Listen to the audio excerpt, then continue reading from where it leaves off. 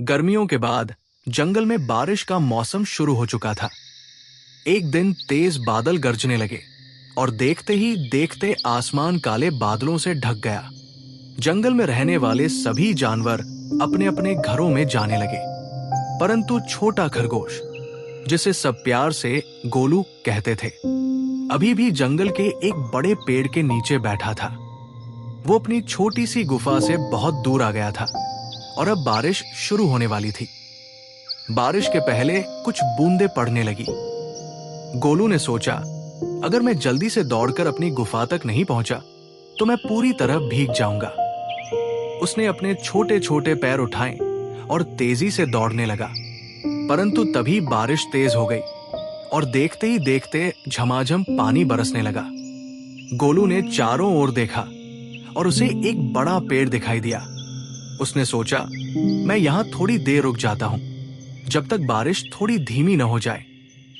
वो पेड़ के नीचे जाकर बैठ गया, लेकिन पेड़ के नीचे भी पानी टपक रहा था और गोलू को बहुत ठंड लग रही थी। उसी समय गोलू ने देखा कि पास ही एक बड़ा गिलहरी का घर है। गिलहरी, जिसका नाम चीकू था, उसे अपने घर से झांकते हुए देख रही थी।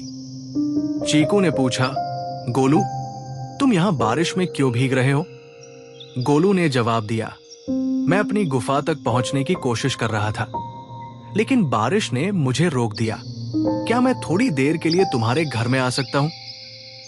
चीकू ने अपने घर का दरवाजा खोल दिया और कहा, आ जाओ, अंदर आ जाओ। बारिश थमने तक यहां रुक सकते हो। गोलू ने धन्यवाद कहा और अंदर चला गया। गिलहरी का घर गर्म और आरामदायक था। चीकू ने गोलू को अपने खाने में से कुछ मूंगफली और बीज भी दिए। दोनों ने आपस में बातें की और दोस्ती गहरी हो गई।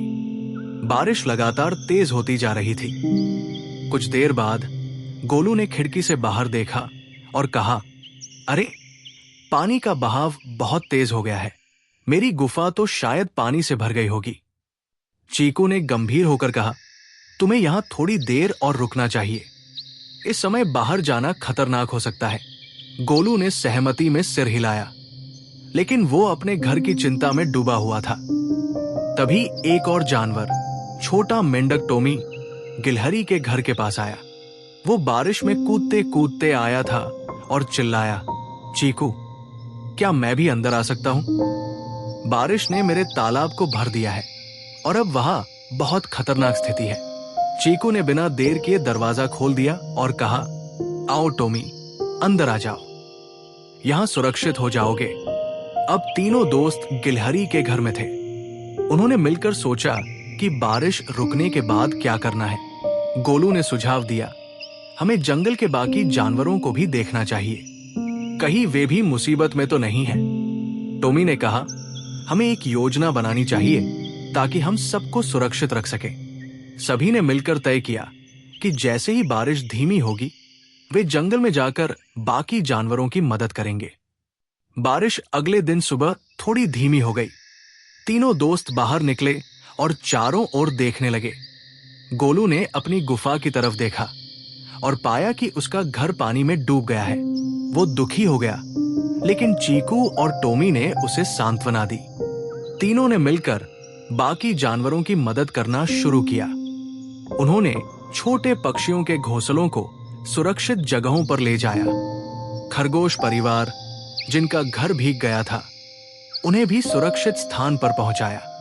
टोमी ने अपने तालाब के पास फंसे कुछ मछलियों को बचाया। जब बारिश पूरी तरह रुक गई तो जंगल के सभी जानवरों ने मिलकर एक बैठक की। सभी ने गोलू, चीकू और टोमी की साहस और मदद की सराहना की। गोलू ने कहा, हम सभी एक दूसरे की मदद करके ही इस मुश्किल समय से बाहर निकल सकते हैं। सभी जानवरों ने मिलकर गोलू की गुफा को फिर से बनाने में मदद की। चीकू और टोमी ने भी अपना पूरा योगदान दिया। अब गोलू का घर पहले से भी ज्यादा मजबूत और सुरक्षित हो गया था। इस कहानी से हमें ये सीख मिलती है कि मुसीबत के समय हमें एक दूसरे की मदद करनी चाहिए। दोस्ती और एकजुटता से हर मुश्किल को हल किया जा सकता है। गोलू, चीकू और टोमी ने दिखाया कि सच्ची दोस्ती क्या होती है। इस तरह तेज बारिश ने न केवल मुश्किलें पैदा की, बल्कि जंगल के जानवरों को एक साथ लाने और उनकी दोस्ती को और मजबूत बनाने का काम भी किया।